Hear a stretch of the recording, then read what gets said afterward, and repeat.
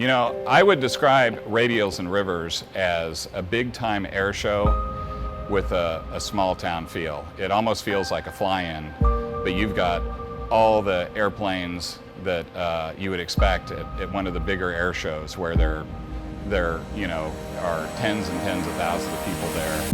Oh, say, can you see?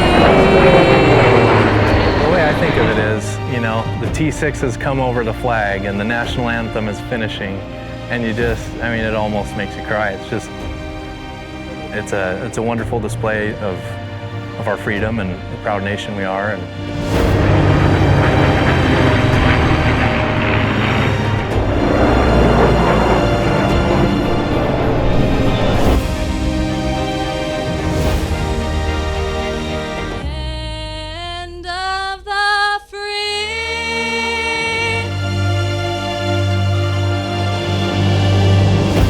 And here in Lewiston is the most unique airplanes you'll see anywhere in the world, particularly this weekend. So, I mean, to have multiple P-38s, you almost never see that at an event. You know, the PBY flying boats, the P-51s, the P-40s, I mean, it has everything here that you just don't typically see. So.